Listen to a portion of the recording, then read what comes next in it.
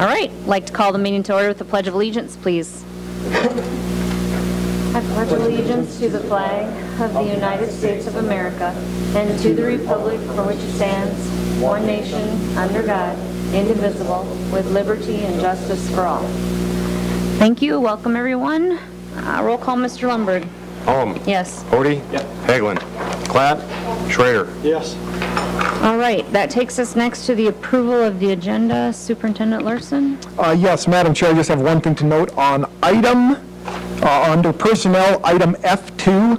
In addition, we need to add the language after effective immediately and impose $300 liquidated damages in accordance to the negotiated agreement. That would be the only change that I would note. Okay. If there are no other changes to the agenda, I would entertain a motion to approve the agenda as amended. So moved. Second. There's been a first and a second. All of those in favor? Aye. Opposed?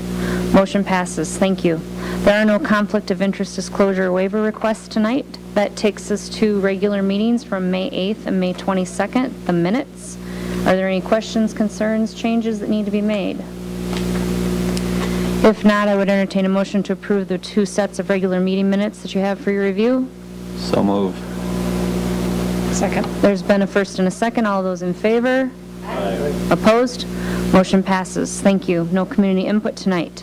That takes us to financial items, bills, and claims. Mr. Lundberg. I really don't have too many comments on the bills and claims, so I'll entertain any questions that you people might have on any of the listing. Just shy of $1 million, of which $993,000, of which over $400,000 of it was bond payments. 2 bond payments are in there to First National Bank. A payment to Beckenhofer for the middle school addition project, $200,000. Any specific questions anybody would have on the regular bills? Advance payments is listed, breakdown of $3,700. We have a lot of pay vouchers at the end of the year. June pay vouchers, a lot of substitute teaching at the end of the year, and curriculum work are included in there, $58,000. Pay in lieu of personal days are paid out at the end of June, $40,000. And then pay in lieu of unused sick leave, people that have over 80 days are paid $50 a day for the excess of those 80 days. That amounted to $43,000. Food service bills had a $66,000 total. A lot of volume with senior refunds in there, seniors, graduating students.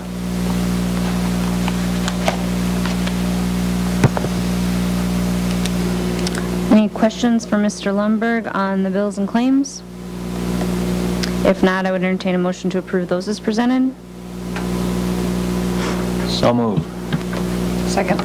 There's been a first and a second. All those in favor? Aye. Opposed?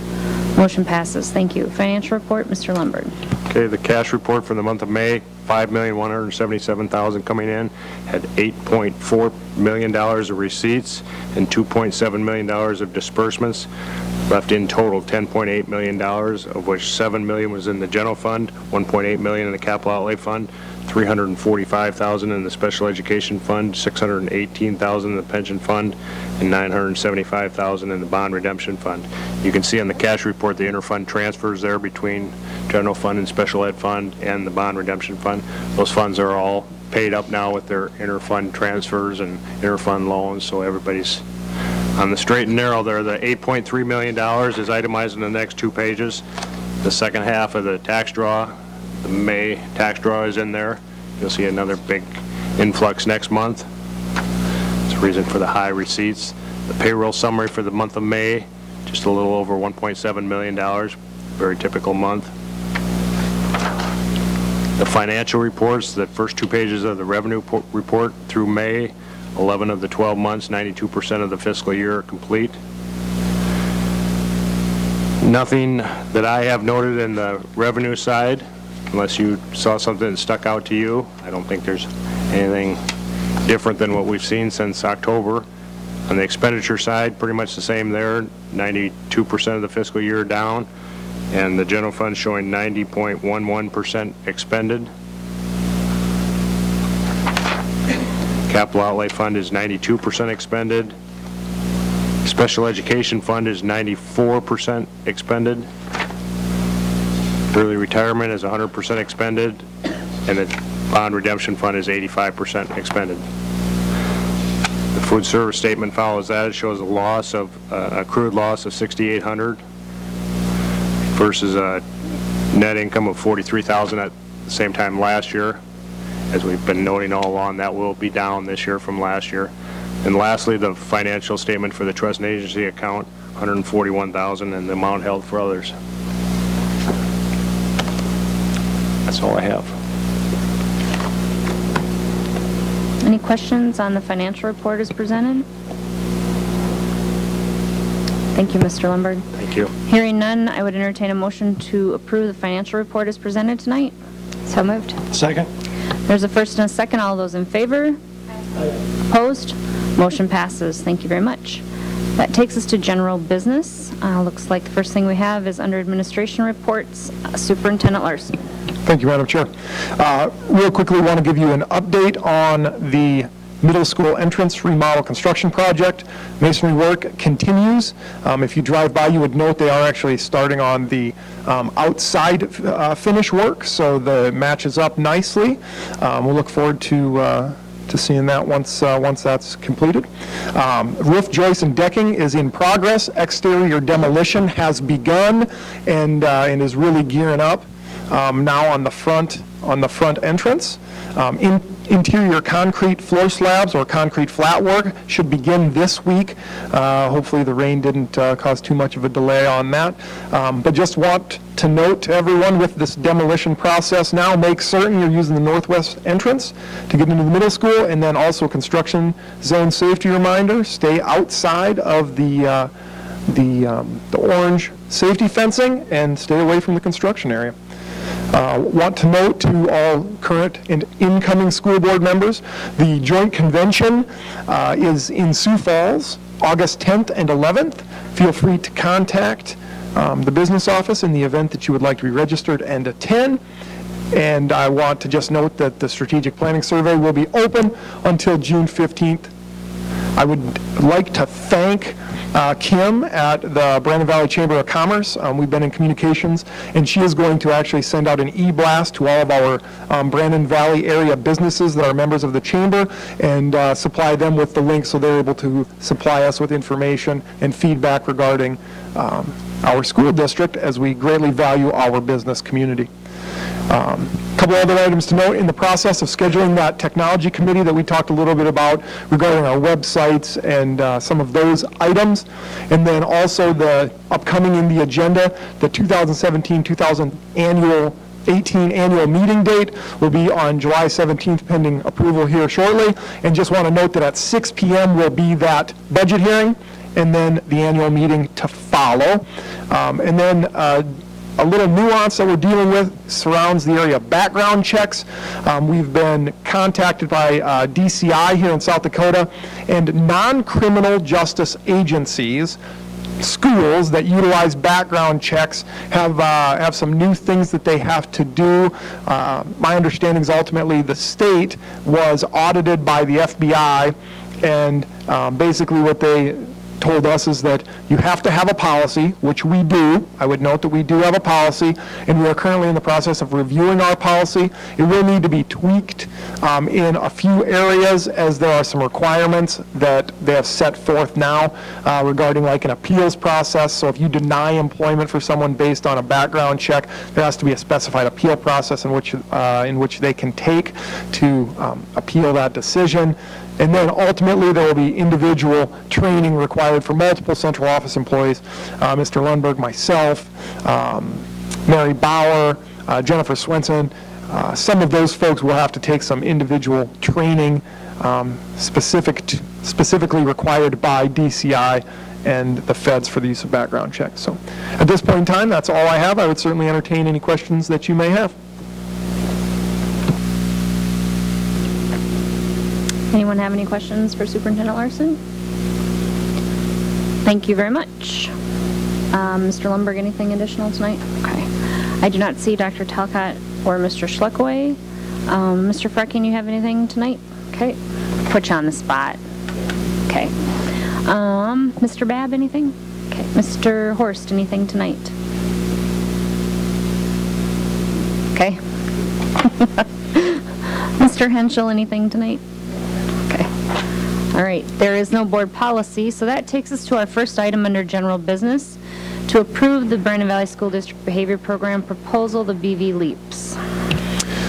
So, Madam Chair, shortly after our last meeting and right toward the end of our school year, Director Babb came to me with some challenges that our district is facing next year in the area of what I would say are grades K through 4, specialized behavior programming. Ultimately, what has occurred is we've had a few students that have been discharged from CHS, and then we recently had a couple of students enroll that are currently enrolled in a specialized behavior program.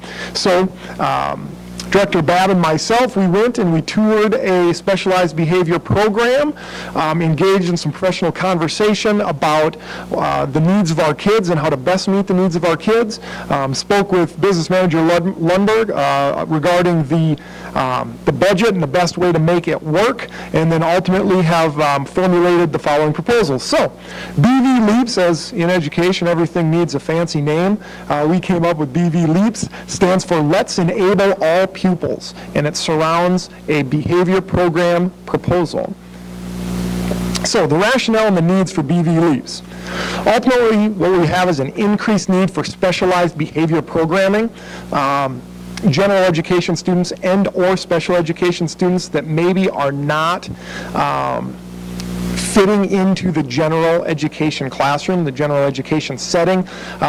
Some examples of types of behaviors that may be demonstrated. Maybe there's aggression or just simply substantial disruptions of the general education process.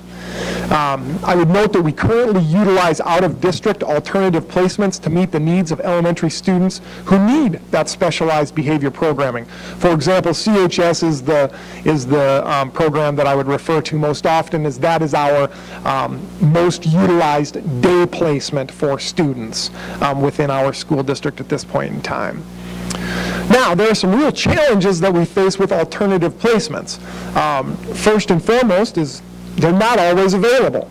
Meaning, if we need to place a child at CHS and you dial a number and Kyle calls them up, well, we have a waiting list, it'll be 4 months.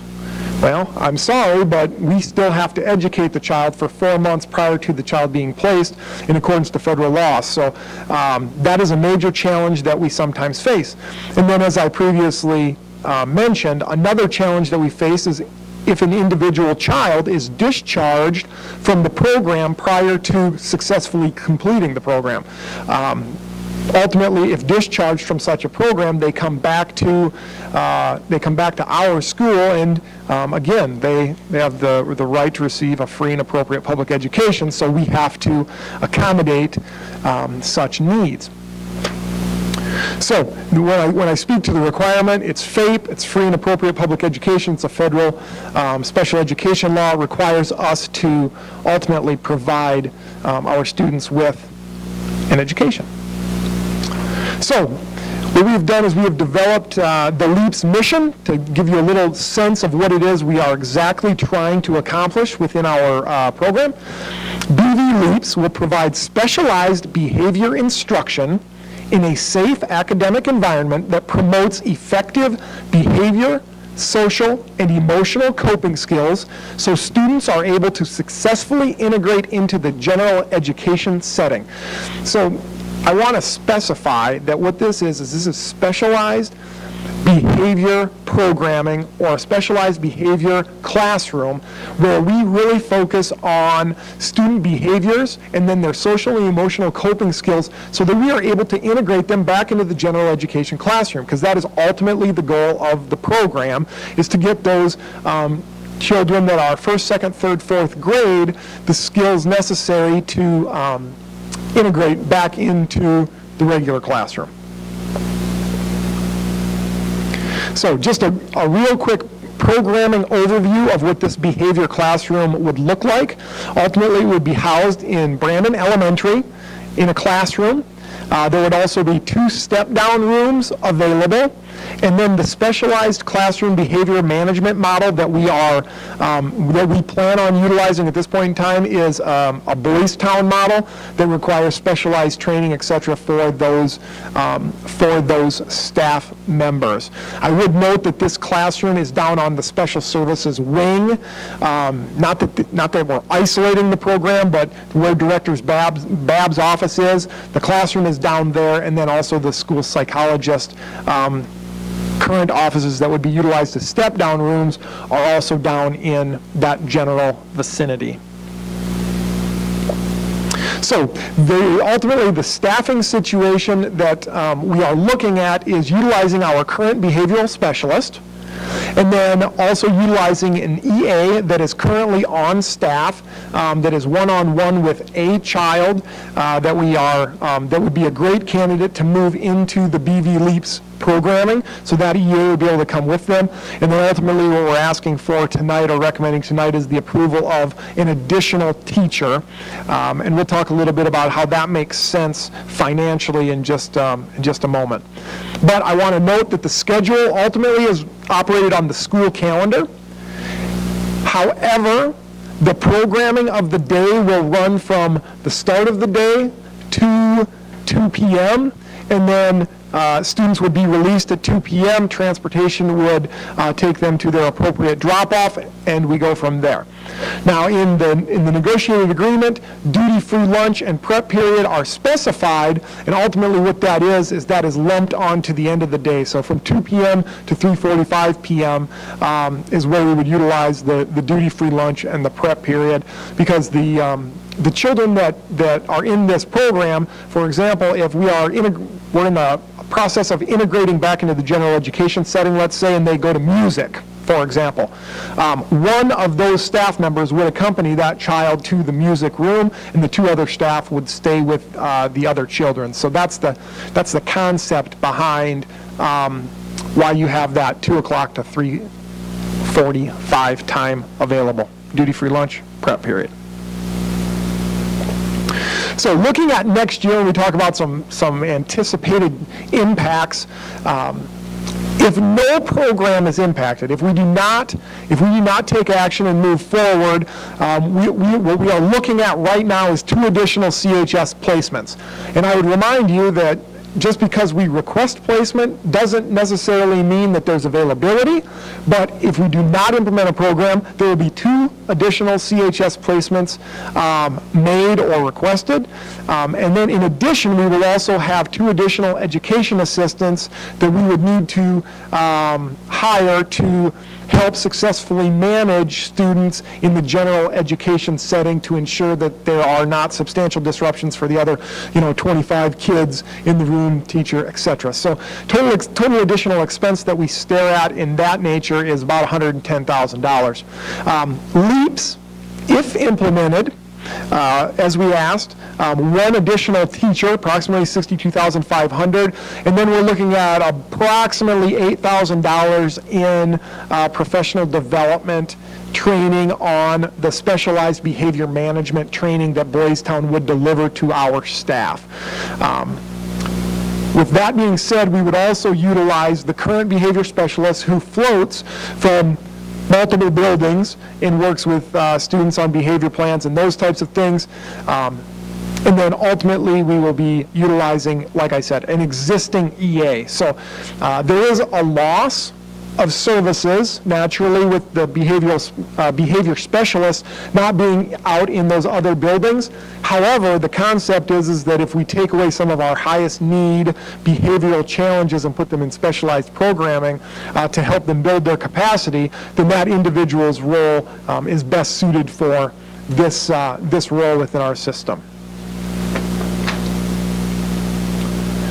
So it is our administrative recommendation to pilot BV Leaps as a K-4 alternative classroom / behavioral program within the Brandon Valley School District for the 17-18 school year. I believe that we will find after 1 year that it is effective, it is efficient, and it meets the needs of our kids. With that said, I also think that we need to evaluate at the end of the year and make certain that it is the direction that we need to go, and ultimately those staff members would have a place to go. I believe, given our growth, etc. I don't see those positions necessarily being eliminated, more so just absolved. So. Through attrition. So I would certainly entertain any questions that you may have.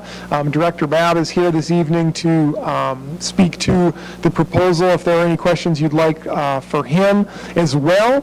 I would note that this does not eliminate alternative out-of-district placements. We still very likely will have out-of-district placements elsewhere, but it does provide us the opportunity to not go to the CHS day placement type of strategy quite as quickly as we have had to in the past. It's also not only a special education program for special education students, but it could service general education students. And I would just note that this is not created for the purpose of accepting open enrollments that need alternative behavioral programming. This is for our current resident school district students. At this time, the program is at capacity, and the capacity of the program is ultimately at the discretion of Director Babb as student behaviors and managing those behaviors. In some situations, we may be able to have 5 kids, and in certain situations, if behaviors drastically improve and we're seeing growth and we know that we're going to be stepping someone out, we may be able to accommodate up to 8 or 9 kids. So that will have to fluctuate a little bit. But anyway, we'll turn it over to the Board of Education and certainly ask if you have any questions at this time. Sure. This is, in my opinion, a fantastic solution in the trial mode right now for a growing problem that we're going to continue to need to address. So I like the program. From having been around the classroom and in the buildings, my one concern would be the removal of the behavioral specialist from the general classroom setting. And I would note that my observation is at those low grades like junior kindergarten and kindergarten, and I'm limited to one building because of the attendance center that my son is at, so I'm not speaking district-wide, but how will we fill that gap?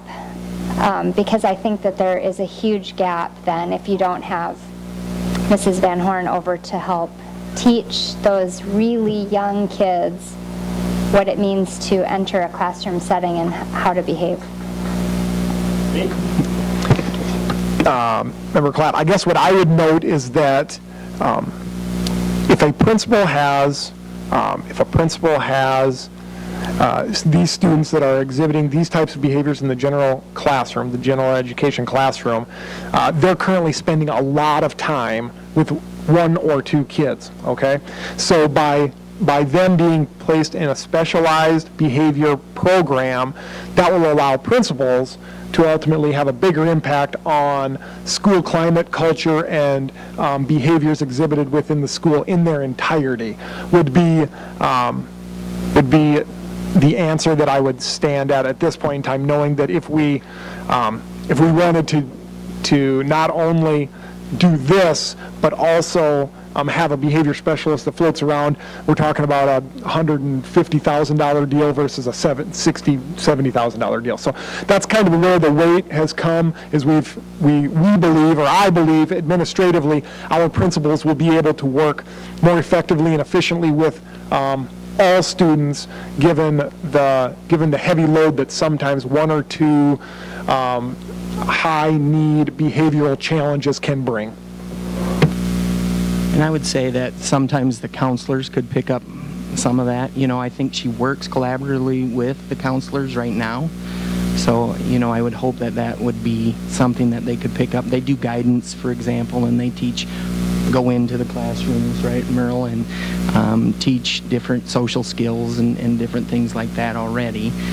Some buildings too, you know, some elementary buildings are now going to PBIS, and that might fill in a little bit of a gap there too when it comes to behavior. So I'm probably more thinking of the kid that doesn't want to walk into the classroom, that lays down on the floor in the hallway and yells. You know, because that's historically when Mrs. Van Horn will come over and work with the kid and teach them how that you don't lay on the floor in the hallway. And that I'm just thinking of, you know, those, in the grand scheme of things, those minor disruptions that don't have the presence of a professional staff that's been trained to handle those, that they weren't disruptive enough to be sent to that classroom. So just based on experience from the last couple of years, some of those kids wouldn't require this type of placement but are difficult as well and just as disruptive. Just a question on, is the behavior specialist salary paid out of the general fund or the special ed fund? So, I mean, that's, I think, one of the benefits of this, too, is that she would now be a special ed teacher, so we would no longer have to use CEIS funds. When it was CIS, that was the other thing, is that the behavior specialist was not allowed to work with students receiving special education because that's coordinated early intervening services.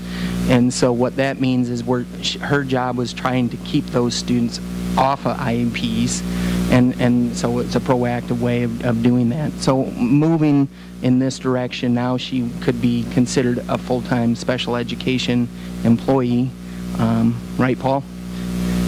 And we would no longer classify her under CEIS. So that's great, and I know we've been wanting to move those positions back into the general fund over time, so that kind of accelerates that movement, which is good.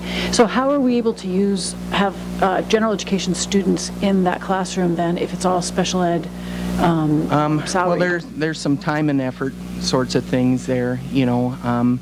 For example, right now our school psychologists, they're not limited to only working with special ed students.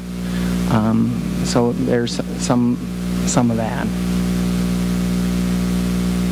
And I would say right now all of the students that we're considering are special ed students. And, you know, any possible new ones, we would go through a referral process and we would likely try to determine whether they're eligible.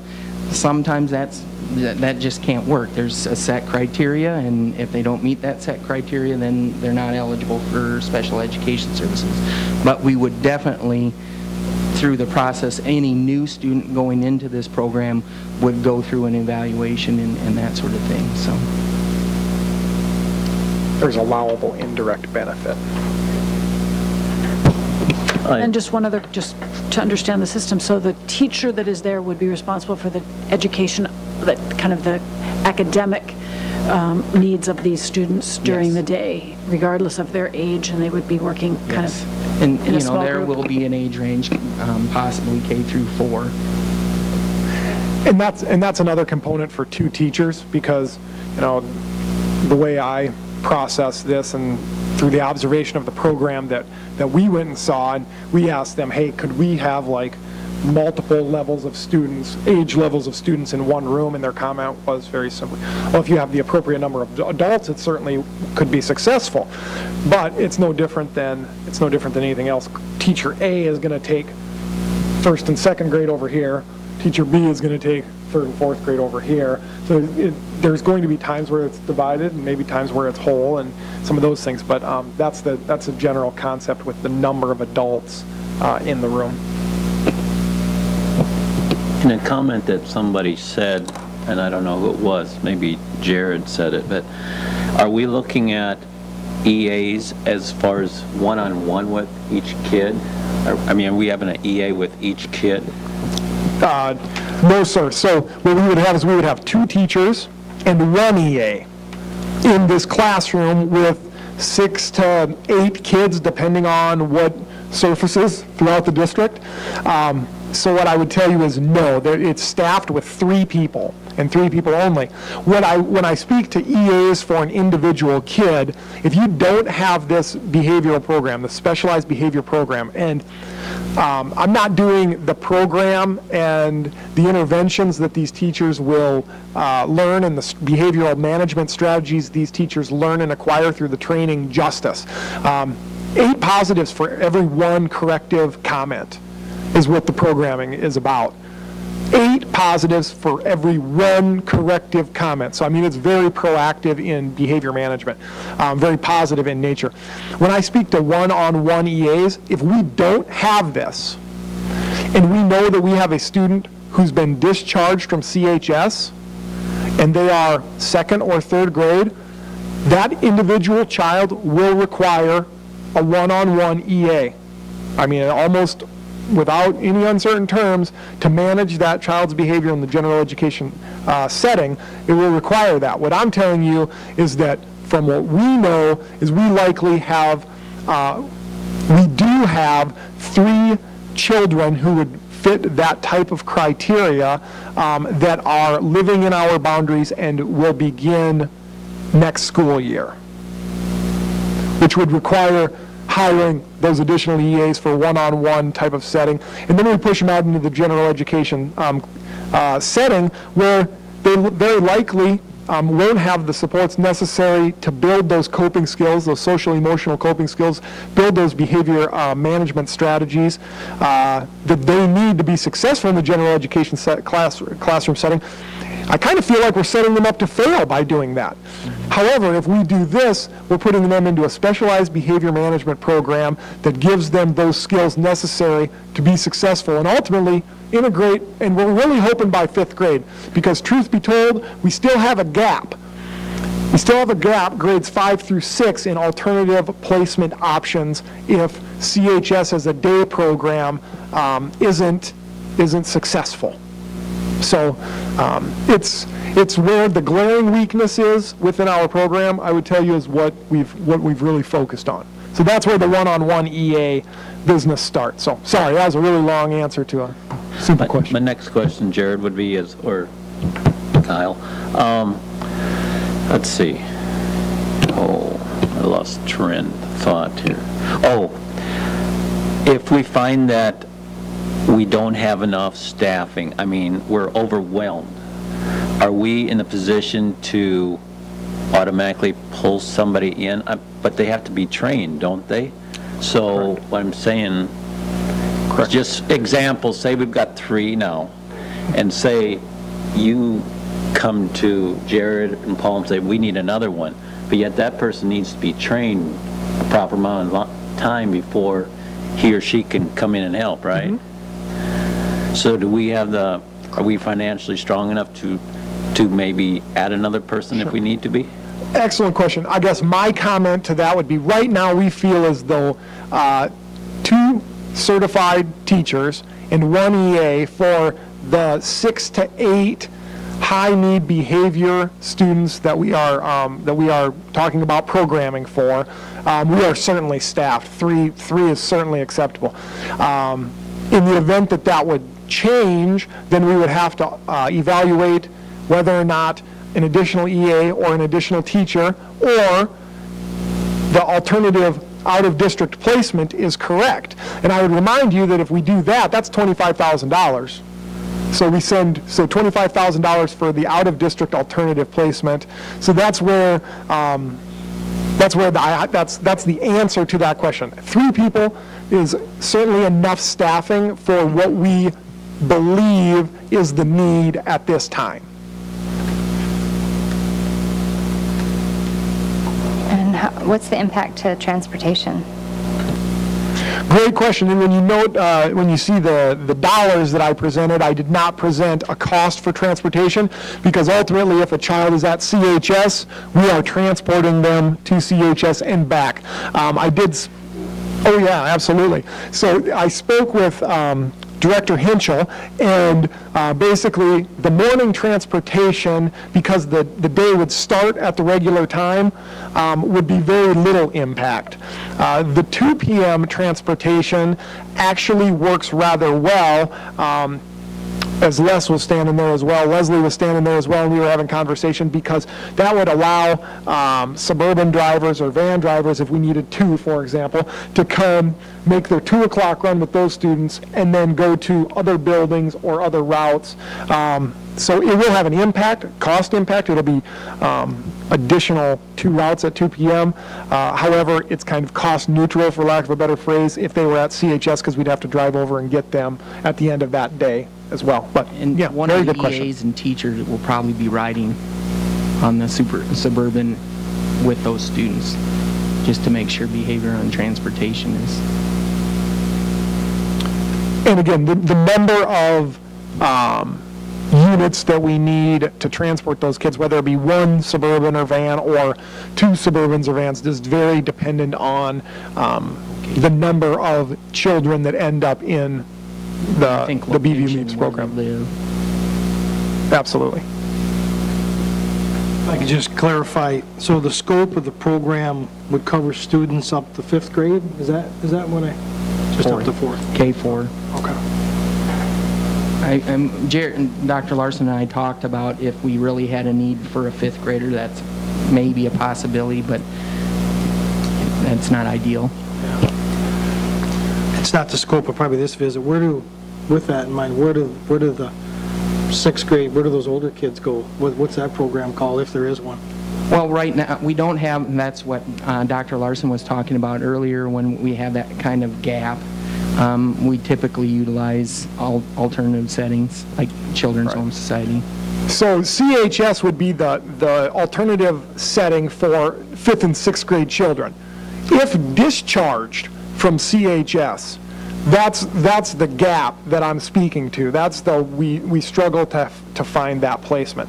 I would note that once you get to 7th grade, Teach Well is an option over at our Teach Well Academy, the alternative setting there, which we do utilize for 7th graders. So that would be where that starts. So that's the gap that we were referencing. My hope is, my grandma taught country school outside of Carthage, South Dakota, and she always talked about how the older kids always help take care of the younger ones, and they'd teach them. You know, there may be even a little bit of that concept if the responsibility can be laid on the older kids that, you know, you're a role model, you're important, you're impactful, you have the ability to really help. That could be powerful. I don't know, maybe that's just my optimism shining through.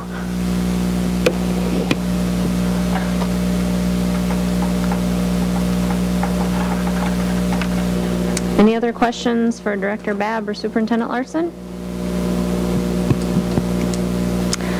If not, I would entertain a motion to approve the Brandon Valley School District Behavior Program Proposal, BV Leaps, as presented. Move to approve as presented.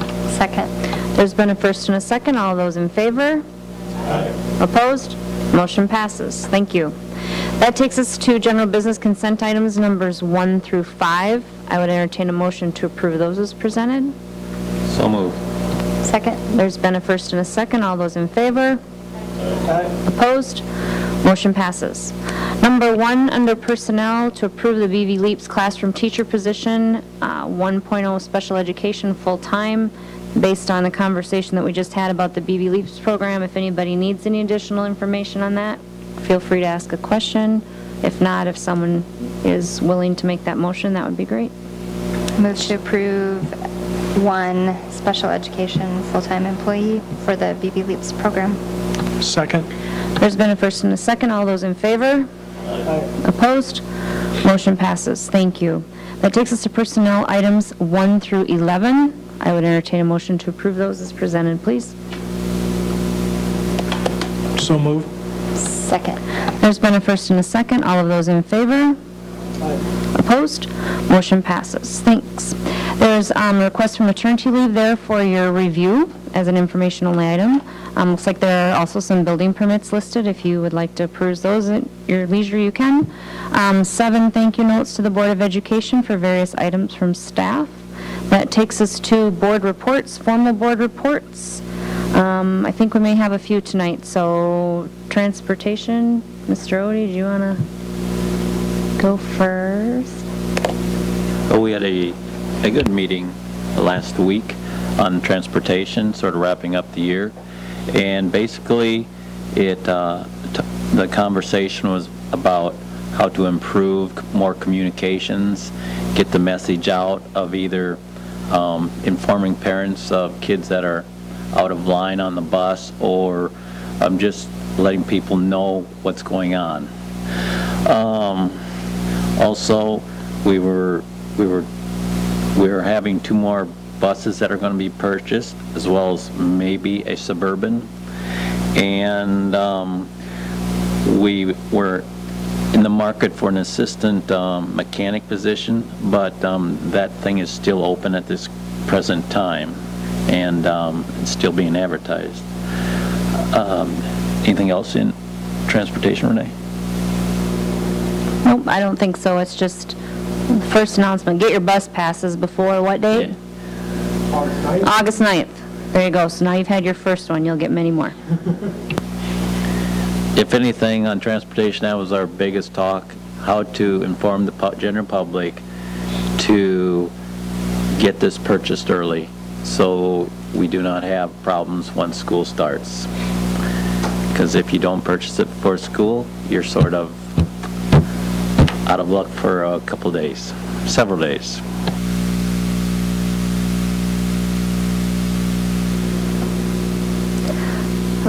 Alternative ed, things, when Dr. Larson talks about out of school placements, this is a place for our 7th to 12th graders that they can go teach well, and we are a part of that, along with West Central and Lennox. It's an excellent place for kids to go. If you have not seen it, it's been renovated, redone. Go down and check it out. It's the old, for all of us who are from Sioux Falls, it's the old Beetle School on 14th Street. So go check it out. It's wonderful.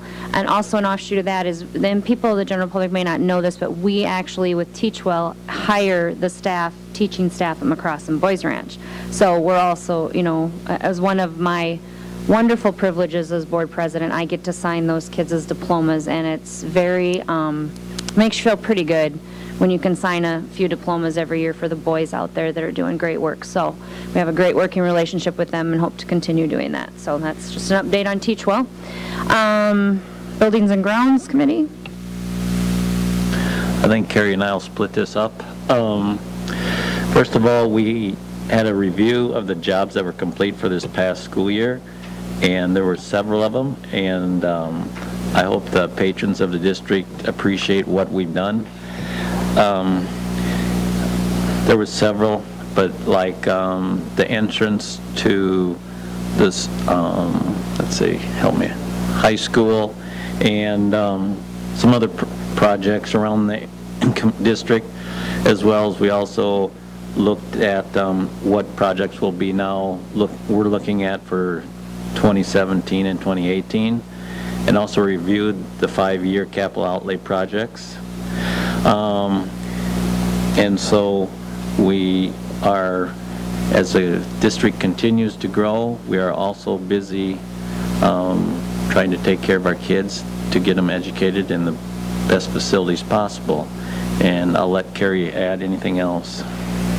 I think what's really evident is the work. I want to thank Mr. Ty Henschel, Mr.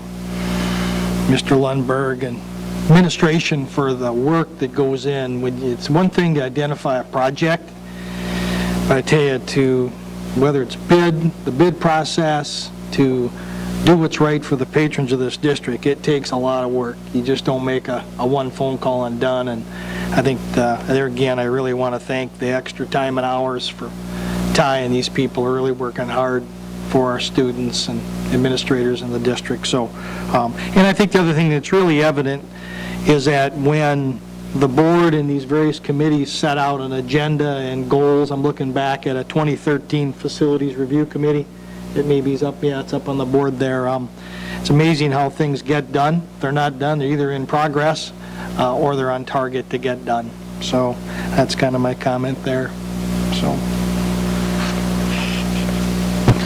Madam Chair, I would just note, we also talked a little about five-year plan capital outlay projects.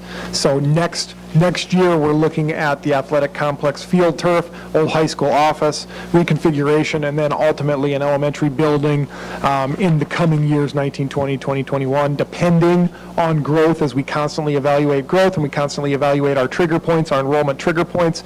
We do have capacity space within our current buildings, so we're not under any great amount of pressure regarding capacity. And then I would also just note that 21-22 is that high school addition, and then we are monitoring observed growth. But just want to make certain that mention the next year's upcoming field turf project. Thank you. All right, thank you, Buildings and Grounds. Anybody else? Safety Committee, did you want to talk about that one too? I think Mr. Larson's got it kind of detailed out there on the safety side. I would say again, thank Mr. Schleckaway for it's a continual process. You never seem to be done with a lot of these. It's a constant review and things need to be updated. So the commitment and time and the effort is phenomenal what goes into this stuff. The safety of the student, the safety of our staff is paramount, and it's evident as these administrators continue to work this area. So that's always a work in progress, and they're doing a good job. Thank you. If there are no other formal board reports, there's a travel report for you guys to review. That looks like it takes us to the end of our agenda. I would entertain a motion to adjourn. To adjourn? Second. There's been a first and a second. All those in favor? Opposed? Motion passes. Thank you very much.